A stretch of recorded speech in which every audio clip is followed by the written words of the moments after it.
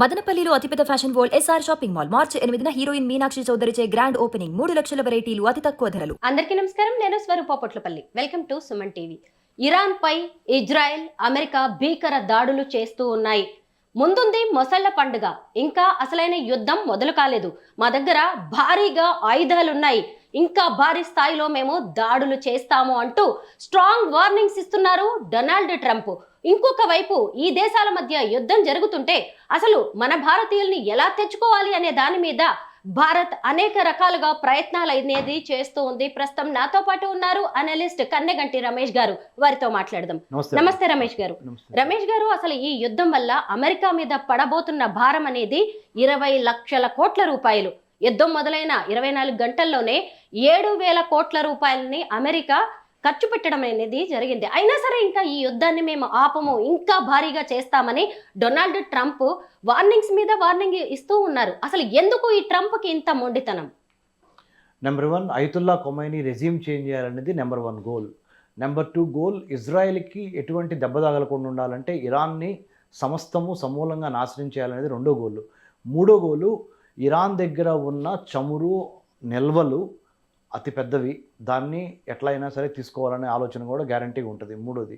4వది, straight of Hormuz జలసంధిలో కొన్ని వందల షిప్పులు ప్రతిరోజు గల్ఫ్ కోఆపరేషన్ కౌన్సిల్ కంట్రీస్ అయిన Kuwait, Oman, Qatar, UAE, Saudi Arabia నుంచి కొన్ని వందల షిప్పులు ఆ స్ట్రైట్ ఆఫ్ హర్ముజ్ జలసంధి ద్వారా అరేబియా సముద్రంలోకి, అరేబియా నుంచి హిందూ మహాసముద్రంలోకి, హిందూ మహాసముద్రం నుంచి ఇండోనేషియా, మలేషియా మధ్య ఉన్న మలక్కా స్ట్రైట్స్ ద్వారా జపాన్, సౌత్ కొరియా, పశ్చిమ అమెరికా వరకు, చైనా వరకు ఈ షిప్పులు వెళ్తూ ఉంటాయి.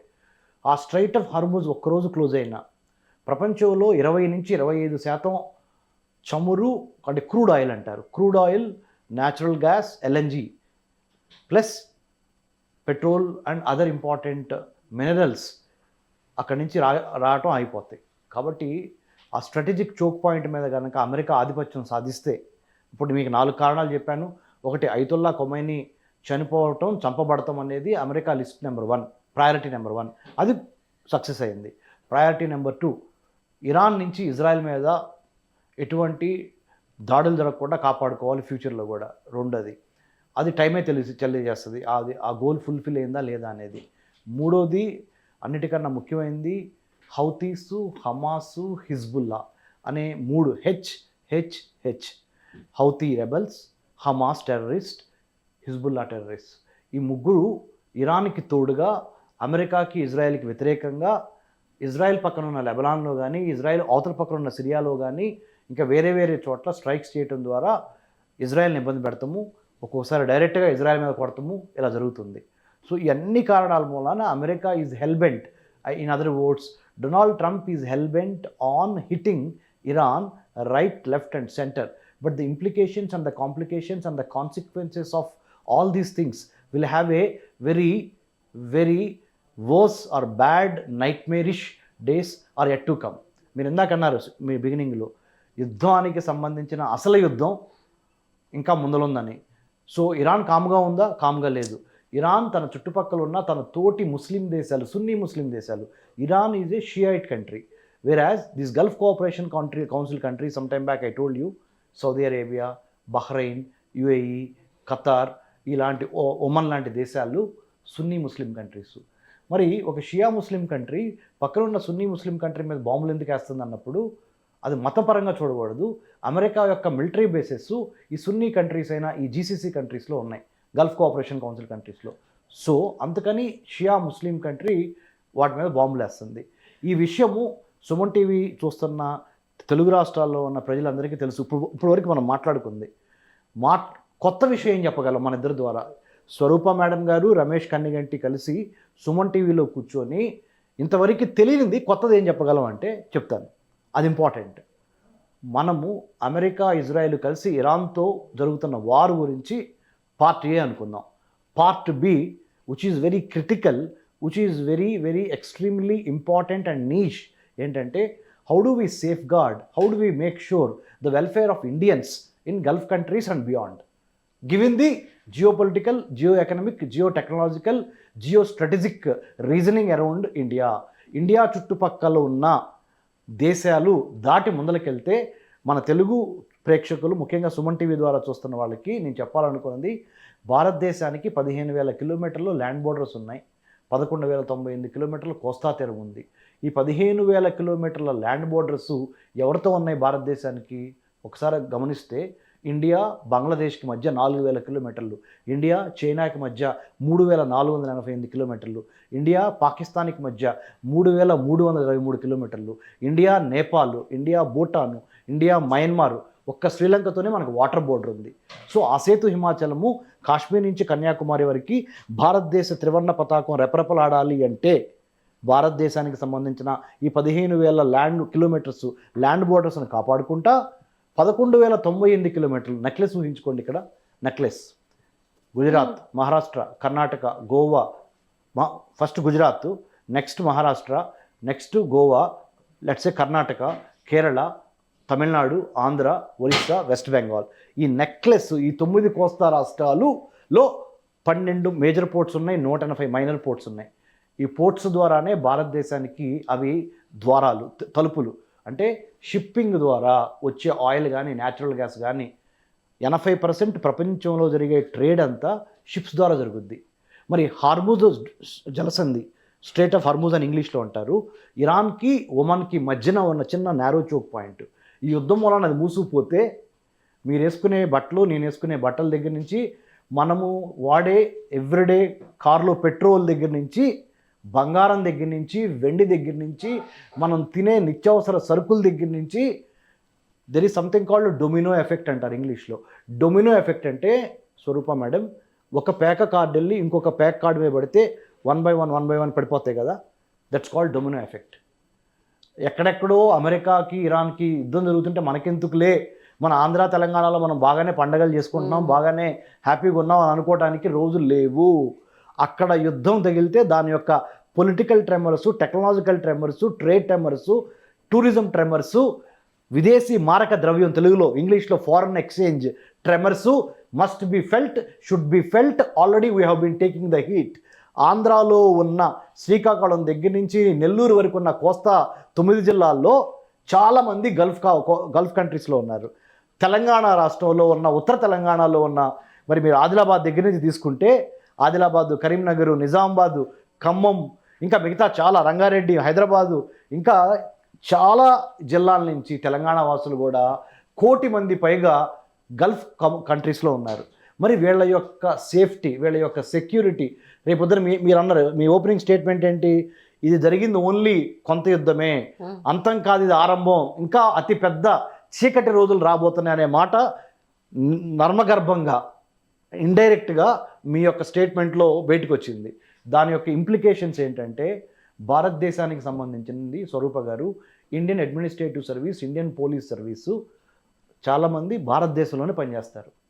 ఇండియన్ ఫారెన్ సర్వీస్ ఆఫీసర్స్ అంటే డిప్లొమాట్స్, ఇంకా రకంగా తెలుగులో చెప్పాలంటే దౌత్యవేత్తలు భారతదేశానికి సంబంధించి 193 దేశాల్లో పోస్ట్ అయి ఉన్నారు ఇండియన్ హై కమిషన్స్ ద్వారా.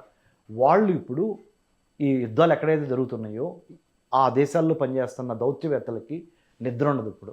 ఎందుకో తెలుసా? ఆ దేశంలో ఉన్న భారతీయులను కాపాడాల్సిన గురుతర బాధ్యత ఈ దౌత్యవేత్తల మీద ఉంటుంది. ఎంత డిప్లొమాట్ అయినా కానీ మీలాగా నాలాగా మనిషేగా, ఆయనకి ఫ్యామిలీ ఉంటుందిగా, లేకపోతే ఆమెకి ఫ్యామిలీ ఉంటుందిగా, అవన్నీ చూసుకుంటా వేరే దేశంలో ఉంటా, మళ్ళీ వేరే దేశంలో ఉంటున్న భారతీయుల్ని ధనాన్ని, మానాన్ని, ప్రాణాన్ని కాపాడి వాళ్ళని ఈ యుద్ధంలో దెబ్బతినకుండా, చనిపోకుండా, గాయాలవ్వకుండా, ఒకవేళ అయితే వాళ్ళకి హాస్పిటలైజేషను, చనిపోతే డెడ్ బాడీని మాతృభూమి భారతదేశం పంపించే బాధ్యత ఒక డిప్లొమాట్ మీద ఉంటుంది. ఇప్పుడు ఈ మొత్తం యుద్ధంలో హైలైట్ అవుతున్నది అమెరికా. ఏం చెప్పాలనుకుంటున్నాడు డొనాల్డ్ ట్రంప్ ప్రపంచ దేశాలకి? అంటే ప్రపంచాన్నే వణికించాలి అనుకుంటున్నాడా? తన గుప్పెట్లో పెట్టుకోవాలని చూస్తున్నాడా? లేదు అంటే తనొక హిట్లర్ లాగా, లేదంటే తనను తాను ఒక నియంతలా ఊహించుకుంటున్నాడా? ఆయన సైకాలజీని మనం ఎలా చూడాలి? బ్యూటిఫుల్ క్వశ్చన్, చాలా మంచి question. What all we know about him is very maverick in his nature. Maverick అంటే అతను ఏం చేస్తాడో, ఏం మాట్లాడతాడో స్థిరత్వం ఉండదు. Unpredictable, the most unpredictable president of the United states of America that the United States has ever seen. అగ్ర రాజ్యాధినేతగా ఉన్న వ్యక్తి, పెద్దన్నగా పిలువబడుతున్న అమెరికా ఇలా ఇంకా ఉంది, అసలు యుద్ధం మొదలు కాలేదు అని వార్నింగ్లు ఇస్తున్నాడంటే ఎలా భావించాలి మనం, ఎలా చూడాలి? ఫస్ట్ ఆఫ్ ఆల్ అండి, ఇరాన్ ఏదైనా తప్పు చేసింది అనుకుందాం. ఇరాన్ చేసిన తప్పుని అంతర్జాతీయ న్యాయస్థానం ద్వారా కానీ ఐక్యరాజ్య సమితి ద్వారా కానీ ఎవిడెన్స్తో సహా ప్రవేశపెట్టి ఇరాన్ ఈ తప్పు చేసింది, ఇరాన్ యొక్క సుప్రీం లీడర్ అయతుల్లా ఖొమైనీ ఈ తప్పు చేశాడు కాబట్టి అతన్ని శిక్షించండి అని చెప్పే రైటు అమెరికాతో పాటు మనందరికీ ఉంది, అమెరికా కూడా ఆ రైట్ ఉంది. బట్ ఒక దేశాధ్యక్షుడిని బాంబులేసి చంపి, ఇంకొక దేశాధ్యక్షుడిని రాత్రిపూట కిడ్నాప్ చేసి వెనిజులా నుంచి ఇంకొక దేశాధ్యక్షుడికి దమ్కిదేరే, తెలంగాణ భాషలో చెప్పాలి అంటే అరే క్యా హై దమ్కిదేరా అంటాం మనం. అంటే why are you giving me a warning, ఏంద్రా బెదిరిస్తున్నావా అంటాం. కానీ ఆ బెదిరించే పనులు అమెరికన్ ప్రెసిడెంట్ చేస్తున్నాడు. ఎట్లా? గ్రీన్లాండ్ని తీసుకొచ్చి అమెరికాలో కలుపుతానంటున్నాడు, పనామా కెనాల్ని తీసుకొచ్చి అమెరికాలో కలుపుతానంటున్నాడు, లేకపోతే కెనడాను తీసుకొని అమెరికా సంయుక్త రాష్ట్రాల్లో 51వ రాష్ట్రంగా చేస్తానంటున్నాడు. అంటే నీ జాగీరా, నీ బాబుగాడి సొమ్మ, ప్రపంచ దేశాలని నువ్వు గుప్పిట్లో పెట్టుకోవడంతో పాటు ఏ దేశ అధ్యక్షుడినైనా నీ ఇష్టం వచ్చినట్టు నీ దగ్గర బాంబులు ఉన్నాయని మిసైల్స్ లేకపోతే శాటిలైట్ ఇంటెలిజెన్స్ వాడి, visual intelligence, technical intelligence, imagery intelligence వాడి, హ్యూమన్ ఇంటెలిజెన్స్ వాడి చంపేస్తావా నువ్వు? పైగా నీలాంటి దేశాధ్యక్షుడే కదా ఖమేనీ కూడా ఇంకో దేశానికి అధ్యక్షుడు. అంటే ఆయన్నే చంపి ఆ దేశంలో నాయకత్వ మార్పు తెచ్చి అక్కడి వాళ్ళని తన చేతుల్లోకి తెచ్చుకోవాలని చూడడం ఇదేమన్నా చిన్న విషయంగా భావించాలి? చాలా పెద్ద విషయం అండి. ఇది అప్రజాస్వామికం కూడా చెప్పాలంటే. It's undemocratic in nature, it's not secular, it's undemocratic, it's also barbaric. Barbaric అంటే ఆటవిక న్యాయం, అంటే మైట్ ఈజ్ రైట్. అంటే నీకు ఎంత, అంటే మన తెలుగులో చెప్పాలంటే ఎంత పొగరు నీకు, నీ యొక్క జేబులో పెట్టుకునే ఇంకో స్టేట్ అది కాదు కదా. ఆ దేశ ప్రజలు ఆ దేశ అధ్యక్షుడికి బుద్ధి చెప్పుకుంటారు. నువ్వెవడవయ్యా? అంటే నువ్వు సెల్ఫ్ అపాయింటెడ్ పోలీస్ మ్యానా? నీ బాబుగాడు జాగీరా అది? అడిగేవాళ్ళు లేడనేగా అమెరికా. ఇవాళ ఇరాన్కి చేసింది, రేపొద్దున ఎవరికైనా చేసిద్ది అమెరికా. వేటాడటం అలవాటైన పులి మనా లేదు తనా లేదు, ఎవరినైనా చంపడానికి సిద్ధపడింది. అలానే ఉంది ఇప్పుడు డొనాల్డ్ ట్రంప్ చేస్తుంది. America is not bad, but American president of today doesn't have moral authority. నైతికంగా అతనికి ఎటువంటి అధికారము లేదు. సొంత సుప్రీంకోర్టు చెబుతుంది నువ్వు అతి చేస్తున్నావని, సొంత పార్టీ రిపబ్లికన్ పార్టీ చెబుతుంది నువ్వు అతి చేస్తున్నావని. సొంత party. I'm not talking about the Democrats in the United States. United States has 2 parties, Swaroopa madam, Democrats and Republicans. This man is elected by the Republican party. రిపబ్లికన్ పార్టీలో ఉన్న రిపబ్లికన్ పార్టీ వాళ్ళు చెప్తున్నారు నువ్వు అతి చేస్తున్నావు బ్రదర్ అని. ఎవరికి? ట్రంప్కి. మహా అయితే 2 ఏళ్ళు ఉంటాడు, 3 ఏళ్ళు ఉంటాడు. కానీ నువ్వు ఇప్పుడు రగిల్చిన చిచ్చుందే, ఇరాన్ అయతుల్లా ఖొమైనీని చంపి పక్కనున్న సున్నీ కంట్రీస్లో ఇప్పుడు ఎంత విధ్వంసం, దానికి అమెరికా పే చేసిద్దా? పే చేయదుగా. సింపుల్గా దులుపుకుంటుంది, చేతిలోనూ బట్టలు దులుపుకుంటుంది, నాకేం పని అని. ఇప్పుడు ఇంతమంది భారతీయులు ఉన్నారు, భారతీయులకు జరుగుతున్న కష్టాన్ని అమెరికన్ ప్రెసిడెంట్ వచ్చి డబ్బులు కడతాడా? లేకపోతే మన భారతీయులు ప్రాణం పోతే అమెరికన్ ప్రెసిడెంట్ వచ్చి ప్రాణాలు కాపాడతాడా? అసలు మనకి సంబంధం లేని దాంట్లో మనల్ని తీసుకెళ్ళి ఇరికిచ్చి ఇప్పుడు అదిగా జరుగుతుంది స్వరూపం మేడం. 166 మంది స్కూల్ బాలికలు, 5వ తరగతి జరుగుతున్న బాలికలు 166 మంది ఏం తప్పు చేశారని ఇరాన్లో ఆ బాంబింగ్లో చనిపోయారు. ఇప్పుడు ఆ 166 మందిని తీసుకురండి మీరు. నీ డాలర్ మదమా నీకు? సామూహిక ఖననం, సామూహిక సమాధులు, ఆ శవాలను అదే 160 మంది అమెరికన్స్ చచ్చిపోతే ఈ పాటికి న్యూక్లియర్ వెపన్స్ వాడి దేశం మొత్తాన్ని తగలబెట్టేవాడివి ఇరాన్ని. మరి నేను అడిగేవాళ్ళు లేరనా? 160 మంది అమాయకుల పసి పిల్లల ప్రాణాలను తీసుకునే నైతిక హక్కు నీకు నేను ప్రశ్నించేవాడు లేడనా? ఏం మాట్లాడుతున్నావు? నువ్వేం చేస్తున్నావు? లిబరలిజం అంటున్నావు, క్యాపిటలిజం అంటున్నావు, సోషలిజం అంటున్నావు, గిల్డ్ సోషలిజం అంటున్నావు, అన్నిటికి మించి లిబరలైజేషన్ అంటున్నావు, ప్రైవేటైజేషన్ అంటున్నావు, గ్లోబలైజేషన్ అంటున్నావు, గూగులైజేషన్ అంటున్నావు. నేను అడుగుతున్నా, మరి వేర్ ఈజ్ హ్యూమనైజేషన్? మానవత్వం ఎక్కడా? మానవతావాదం ఎక్కడా? ఇన్ని నిజాల గురించి మాట్లాడుతున్నావు నువ్వు. This is what my straight questions to Donald Trump. America first అంటూ రెండోసారి అధికారంలోకి వచ్చాడు డొనాల్డ్ ట్రంప్.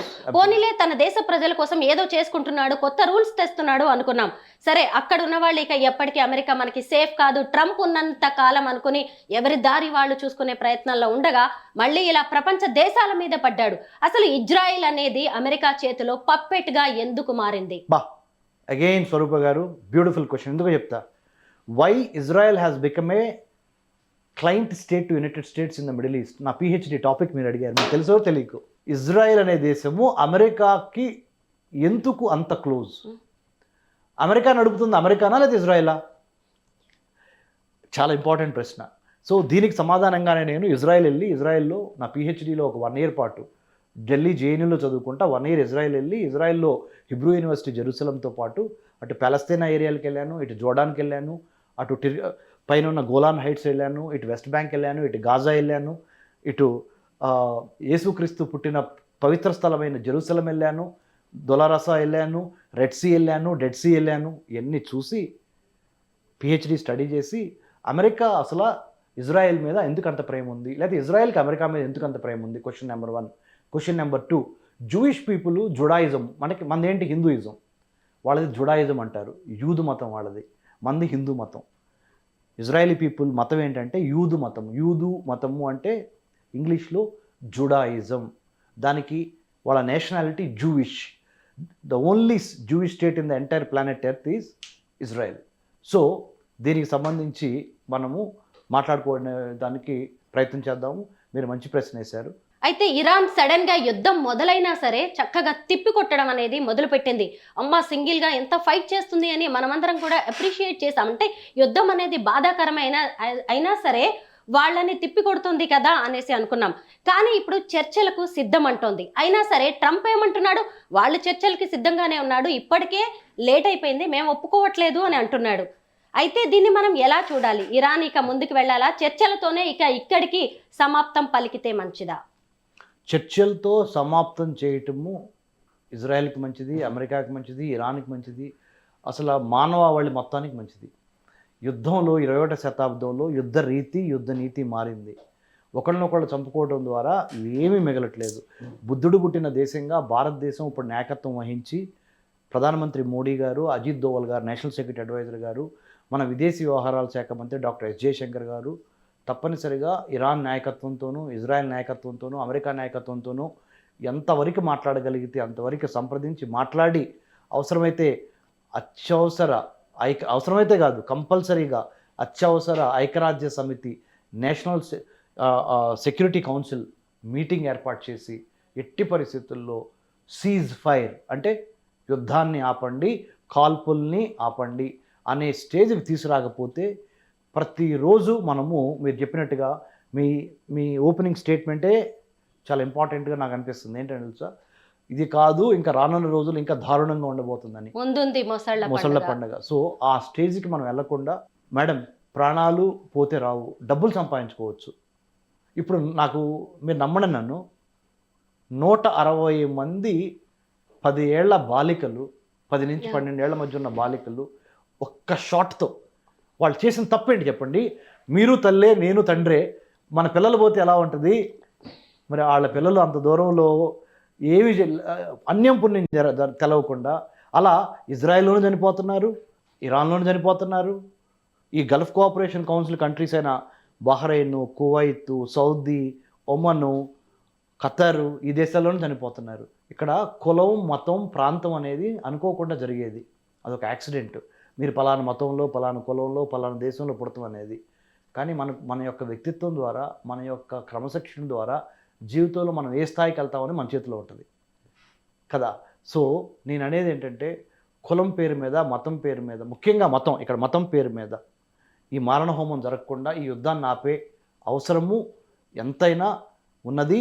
దానికి భారతదేశం నాయకత్వం వహించి అవసరమైతే 1 అడుగు 2 అడుగులు ముందలకేసి మనం చొరవ తీసుకొని రియాక్టివ్గా ఉండొద్దు, ప్రోయాక్టివ్గా ఉండాలి.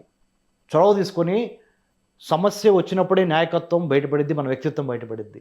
నార్మల్గా కంఫర్ట్ జోన్లో ఉన్నప్పుడు మీరు హీరోనే, నేను హీరోనే. హీరోయిజం బయటపడేది క్రైసిస్లో ఉన్నప్పుడు. ఇప్పుడు మనం క్రైసిస్లో ఉన్నాం, ప్రపంచం క్రైసిస్లో ఉంది.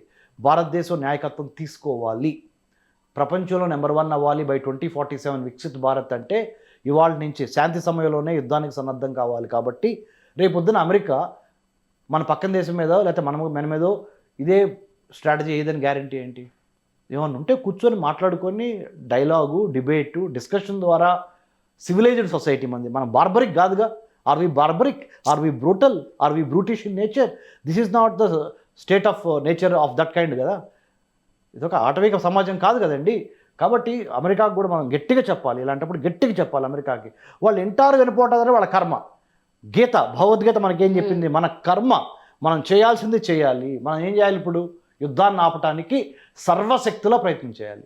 ఓటమి గెలుపు దేవుడికి వదులు, కానీ నువ్వు are you very very solid enough, good enough or determined enough to make all efforts to contain the war or stop the war or to bring peace శాంతి, దానికోసం ప్రయత్నం చేయాలి మేడం. ఈ యుద్ధం వల్ల అమెరికా మీద పడబోతున్న భారం 20 లక్షల కోట్ల రూపాయలు. అయినా సరే డొనాల్డ్ ట్రంప్ ప్రాణాలని లెక్క చేయట్లేదు, డబ్బుని లెక్క చేయట్లేదు, దేన్ని లెక్క చేయకుండా ఆయన ముందుకు వెళ్తున్నారు. హిట్లర్ అనిపించుకోవాలి అనుకుంటున్నాడు. నియంత అనే బిరుదు కోసం ఆయన పాకులాడుతున్నట్టుగా కనిపిస్తోంది. కానీ అంత పెద్ద హిట్లర్ కూడా ఎక్కడ కలిసిపోయాడు, మట్టిలో కలిసిపోయాడు. అదే రోజులు మళ్ళీ డొనాల్డ్ ట్రంప్ కూడా వస్తాయి. ఒక్కటి గుర్తుపెట్టుకోవాలి, యుద్ధం రక్తపాతం ద్వారా ఏది సాధించలేం, మానవత్వంతో దేన్నైనా సాధించవచ్చు. Thank you so much Ramesh గారు. జై హింద్.